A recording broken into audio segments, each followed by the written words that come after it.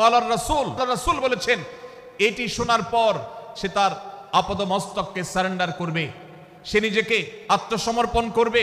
এরপর তার কোনো যুক্তিকে, কোনো বুদ্ধিকে, তার কোনো মতামতকে সে সেখানে আর দাঁড় করাবার চেষ্টা করবে না।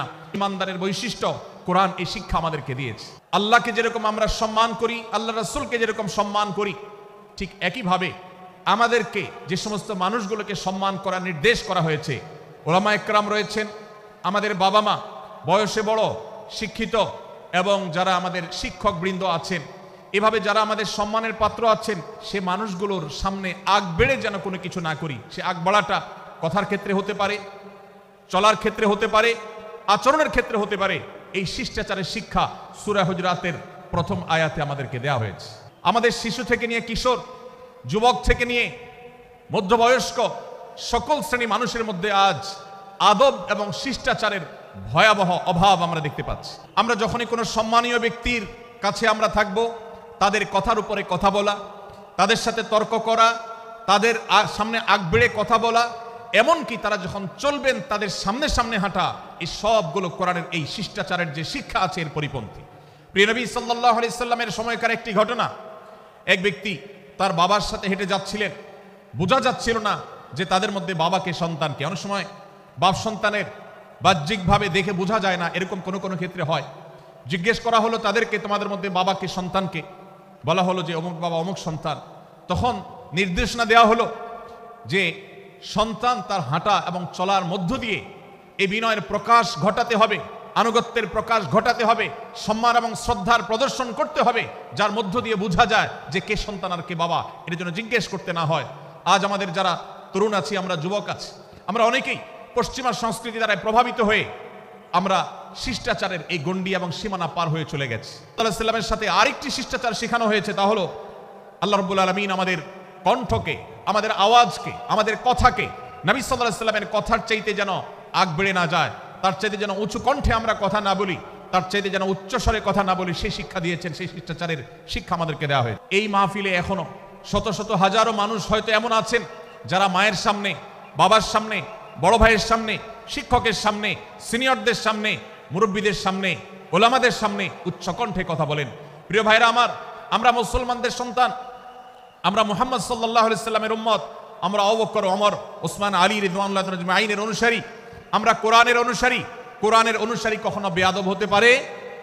পশ্চিমা সংস্কৃতির যে ছোবল, সে ছোবল আমাদের সন্তানদেরকে আজকাল অনেক ক্ষেত্রে বেয়াদবে পরিণত করছে, তাদের অনেক সময় শিষ্টাচার থেকে বের করে দিচ্ছে। তারা কখনো স্বাধীনতার নামে, কখনো মত প্রকাশের নামে, কখনো বিভিন্ন নামে তারা কিন্তু হারিয়ে যাচ্ছে।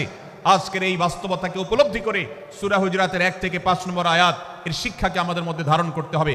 আল্লাহ তাআলা আমাদের সবাইকে সেই তৌফিক দান করুন। ভাইরা আমার, সূরা হুজরাতের প্রথম বার্তা প্রিয় নবী সাল্লাল্লাহু আলাইহি সাল্লামের সাথে শিষ্টাচার, আল্লাহ এবং তার রাসূলের সামনে, আল্লাহ এবং তার রাসূলের সামনে আগ বেড়ে কোনো কথা না বলা, আগ বেড়ে কোনো আচরণ না করা, এটা তার প্রতি শিষ্টাচারের অংশ। এবং আল্লাহ রাসূলের সামনে উচ্চ কণ্ঠে জোরে কথা না বলা, এটাও তার প্রতি শিষ্টাচারের অংশ। আল্লাহ তাআলা আমাদেরকে এই শিষ্টাচার আমাদের জীবনের প্রত্যেকটা পদে পদে ধারণ করার তৌফিক দান করুন, বলুন আমিন। ভাইরা আমার, সূরা হুজরাতের দ্বিতীয় যে শিক্ষা, সেই শিক্ষাটা বর্ণিত হয়েছে এই সূরার 6 থেকে 8 নম্বর আয়াত। 6 থেকে 8 নম্বর এই আয়াতের মধ্যে আল্লাহ রাব্বুল আলামিন আমাদেরকে দ্বিতীয় শিক্ষা দিয়েছেন, ঈমানদার কখনো কোনো কথা বলার আগে সেই কথা সত্য কিনা, বাস্তব কিনা, সেটি যাচাই বাছাই না করে বলবে না। ঈমানদার কখনো গুজবে কান দিবে না। ঈমানদার কখনো শোনা কথার উপরে ভিত্তি করে কোনো সিদ্ধান্ত গ্রহণ করবে না। এই শিক্ষাটাও আজকের বাস্তবতার আলোকে আমাদের সমাজের জন্য অত্যন্ত গুরুত্বপূর্ণ এবং প্রয়োজনীয়। রাস্তায় যাবেন, প্রয়োজনে অপ্রয়োজনে গাড়ির হর্ন বাজাবে, যে কোনো প্রোগ্রামে যাবেন, প্রয়োজনে অপ্রয়োজনে বাঁশি বাজানো হবে। কদিন আগে 31st নাইট গেছে, আপনারা দেখেছেন। এত প্রচার প্রচারণা, এত সতর্কীকরণের পরেও, আইন শৃঙ্খলা রক্ষাকারী বাহিনী এত সতর্ক থাকার পরেও আপনারা দেখেছেন এক শ্রেণীর বুদ্ধি প্রতিবন্ধীরা তারা 31st নাইট উদযাপনের নামে শব্দ সন্ত্রাস করেছে, শত শত হাজারো মানুষের কষ্টের কারণ হয়েছে। প্রিয় ভাইরা আমার, ধর্ম হোক আর রাজনীতি, বিনোদন হোক আর আনন্দ হোক, যেই কোনো নামে যদি শব্দ সন্ত্রাস সৃষ্টি করে বা অতিরিক্ত শব্দ দূষণ করে, শব্দ সৃষ্টি করে মানুষকে অতিষ্ঠ করার কারণ হয়, সেটা কোনো সভ্য সমাজের দৃশ্য হতে পারে না। প্রিয় ভাইরা, এই জন্য আপনারা যারা তরুণ আছেন বয়সে, আপনাদেরকে আমি অনুরোধ করতে চাই, বিবাহ অনুষ্ঠানকে কেন্দ্র করে, আকিকাকে কেন্দ্র করে, নানা অনুষ্ঠানকে কেন্দ্র করে যে শব্দ সন্ত্রাস আমাদের দেশে হয়, এটি আমাদেরকে থামাতে হবে ইনশাআল্লাহ।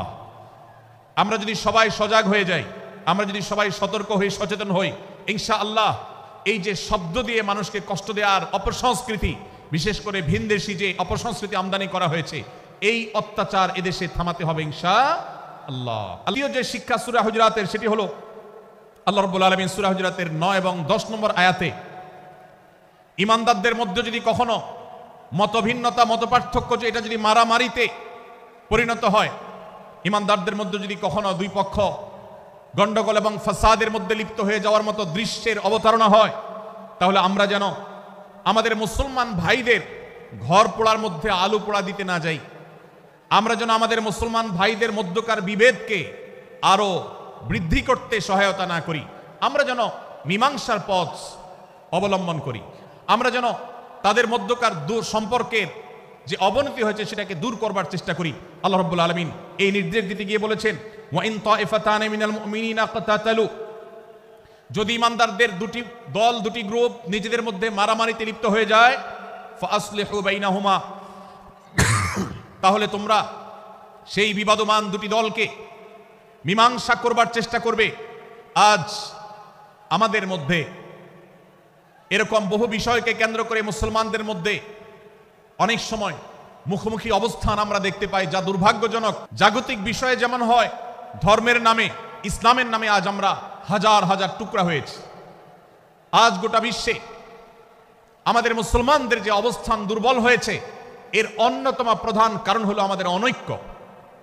আমরা যদি আজ আহলে কিবলা, আহলে সুন্নাহ ওয়াল জামাআতের অনুসারীরা নানান মত এবং পথের অনুসারী হওয়া সত্ত্বেও, নানান থট এবং পন্থার অনুসারী হওয়া সত্ত্বেও, আমরা যদি মৌলিক বিষয়গুলোর উপর সবাই ঐক্যবদ্ধ থাকতাম, আমরা যদি আল্লাহ তাআলার দেওয়া ইত্তিহাদ মাল ইখতিলাফ, বৈচিত্র্যময় ঐক্য, বিভিন্ন বিষয় মতভিন্ন থাকা সত্ত্বেও মৌলিক বিষয়ে ঐক্যমতে আমরা যদি থাকতে পারতাম, আমাদের মধ্যে যদি মুসলিম ভ্রাতৃত্ববোধ থাকতো, আমাদের মধ্যে যদি বলয় ভিত্তিক যে দেয়াল আর প্রাচীরগুলো আছে সেগুলো যদি না থাকতো, তাহলে আজ বাংলাদেশের বাস্তবতা হলো, বাংলাদেশে আল্লাহর কোরআন, আল্লাহ রাসূল সাল্লাল্লাহু আলাইহি ওয়াসাল্লামের হাদিসের আলোকে বাংলাদেশ আজ অটোমেটিক পরিচালিত হতো, ঠিক কিনা বলেন?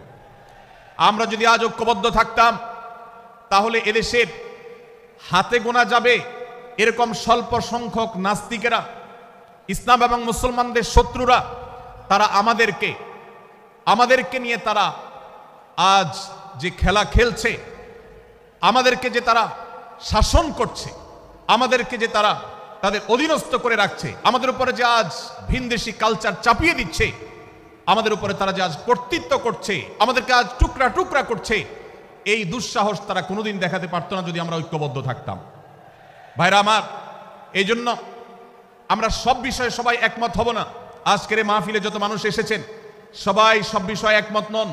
এমনকি আজকের এই মাহফিল কর্তৃপক্ষ যে আয়োজন করছেন 3 দিন ব্যাপী, এই মাহফিলে আপনারা দেখেছেন এখানে কওমি এবং আলিয়া উভয় জায়গা থেকে বক্তা নির্বাচন করা হয়েছে, অসাধারণ সমন্বয় করা হয়েছে। এটি একটি ঐক্যের বার্তা। আমরা আশা করব মাঠ পর্যায়ে আমরা যারা কাজ করব, আমরা প্রত্যেকে আমাদের অন্য মতের, ভিন্ন মতের যে সমস্ত মুসলমান ভাইরা আছেন, তার সাথে আপনার কোনো থটগত মত পার্থক্য থাকতে পারে, চিন্তাগত কোনো ভিন্ন মত থাকতে পারে, কিন্তু দিন শেষে তিনি আপনার মুসলমান ভাই। তার আল্লাহ আর আপনার আল্লাহ এক, তার রাসূল এবং আপনার রাসূল এক, তার কিবলা এবং আপনার কিবলা এক, তার কোরআন আর আপনার কোরআন এক, তার নামাজ আর আপনার নামাজ এক। আজ বাংলাদেশের বাস্তবতা যদি আমরা তাকাই, দেখতে পারবো ইসলাম এবং মুসলমানদের যত শত্রু আছে, আমরা দেখেছি গত কয়েক যুগ ধরে তাদের নিজেদের মধ্যে হাজারো বিভক্তি, হাজারো মত পার্থক্য থাকা সত্ত্বেও মুসলমানদের শত্রুতা করার ব্যাপারে তারা সবাই ঐক্যবদ্ধ। অথচ আমরা মুসলমানরা আমাদের আল্লাহ, আমাদের রাসূল, আমাদের কোরআন, আমাদের কিবলা, আমাদের সবকিছু এক হওয়া সত্ত্বেও ছোটখাটো বিষয়কে নিয়ে আমরা আমাদের মধ্যকার বিভেদের প্রাচীরগুলোকে দাঁড় করিয়ে রেখেছি, যার কারণে আমরা গোটা বিশ্বে যেমন মার খাচ্ছি, আমাদের এই প্রিয় মাতৃভূমিতেও আমরা সংখ্যায় সবচেয়ে বেশি হয়েও আমরা কালচারালি মাইনরিটি হয়ে আছি, সংস্কৃতিতে আমরা সংখ্যালঘু হয়ে আছি। সব ক্ষেত্রে আমাদেরকে ইগনোর করা হয়। 4 লক্ষ মসজিদের এদেশের 4 লক্ষ ইমাম আছেন, 4 লক্ষ মুয়াজ্জিন আছেন। এই মসজিদগুলো এদেশে এর নেটওয়ার্ক যতটা শক্তিশালী, এদেশের সকল রাজনৈতিক দলগুলোর নেটওয়ার্ককে যদি একত্র করা হয়, মসজিদগুলোর মতো এতটা শক্তিশালী নেটওয়ার্ক এদেশের সমাজে নাই। ওলামা ইকরামকে ইগনোর করা হয়, মুসলমানদের ইগনোর করা হয়। এদেশের আইনে কোরআন এবং সুন্নাহ এদেশের মুসলমানদের ধ্যান ধারণাকে কখনো বিবেচনায় আনা হয় না। এই যে মুসলমানদের আজ দুরবস্থা, এর অন্যতম প্রধান কারণ হলো আমাদের হাজার হাজার ভাগে বিভক্তি। এই বিভক্তির দেয়ালগুলোকে তুলতে হবে কি হবে না? যদি হয় তাহলে আপনি নিজে থেকে শুরু করে দিন। আপনি যেই মতই লালন করেন না কেন, আপনার ভিন্ন মতের মুসলমানকে আপনি ভাই মনে করবেন, তার সাথে বুক মিলাতে আপনার কষ্ট হবে না, তার সাথে বসতে আপনার অসুবিধা হবে না। ভিন্ন মতের আলেম, এক মতের আলেম আরেক মতের আলেমের সাথে বসতে অসুবিধা হবে না, এক মতের অনুসারী আরেক মতের অনুসারীকে ভাই বলতে অসুবিধা হবে না। আমরা সোশ্যাল মিডিয়াতে নিজেদের মধ্যে কামড়াকামড়ি করব না, নিজেদের মধ্যে আমরা ঝগড়া বিবাদ করব না। এবং যদি কেউ বিবাদে লিপ্ত হয়, সূরা হুজরাতের 9 এবং 10 নম্বর আয়াতের শিক্ষা বলছে, মুসলমানদের মধ্যে দুটি দল যদি মারামারিতে লিপ্ত হয়, তুমি সেখানে গিয়ে খোঁচাখুচি করে মারামারি বানানোর প্রশ্নই ওঠে না। বরং আল্লাহ বলছেন যে ফাসলিহু বাইনাহুমা, তাদের উভয়ের মধ্যে মীমাংসা করবার জন্য তুমি উদ্যোক্তা হও, তুমি উদ্যোগী হও। ভাইরা আমার, আমরা অনেকেই হয়তো জেনে থাকবো মিথ্যা এটা আল্লাহর জমিনের সবচেয়ে বড় জঘন্য অপরাধগুলোর মধ্যে থেকে একটি। একজন মুসলমান কোন অবস্থাতে মিথ্যা বলতে পারে না, কিন্তু কোন মুসলমান যদি অন্য মুসলমানের সাথে কখনো বিবাদ বিতণ্ডা লিপ্ত হয়ে যায়, দুজন মুসলমান বা দুটি বলয়, দুটি পক্ষ, দুটি গোষ্ঠী মুসলমানদের, তাদের মধ্যে যদি কোনো বিষয় যদি ভুল বুঝাবুঝি তৈরি হয়, ভিন্ন মত সৃষ্টি হয়, একে অন্যের সাথে শত্রু ভাবাপন্ন হয়ে যায়, তাহলে তাদের দুইজনের মধ্যে বা দুই পক্ষের মধ্যে মীমাংসা করবার জন্য কেউ যদি মিথ্যা কথাও বলে, অর্থাৎ আপনি এক পক্ষের কাছে গিয়ে বললেন, ভাই আপনি যাকে এত খারাপ মনে করছেন, যার ব্যাপারে আপনি এতটা রাগান্বিত হয়ে আছেন, আমি তো জানি তিনি আপনার ব্যাপারে অনেক সফট চিন্তা রাখেন, আপনার ব্যাপারে অনেক ইতিবাচক ভাবনা রাখেন, আপনার ব্যাপারে অনেক সুধারণা পোষণ করেন।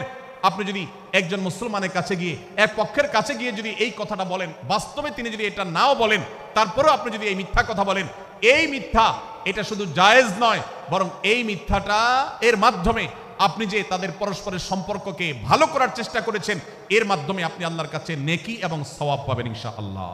এদেশে নামাজি মুসলমান আপনি কম বেশি পাবেন, এদেশে রোজাদার মুসলমান কম বেশি পাবেন, এদেশে হজ আদায়কারী মুসলমান কম বেশি পাবেন, এদেশে তাসবিহরত মুসলমান কম বেশি পাবেন।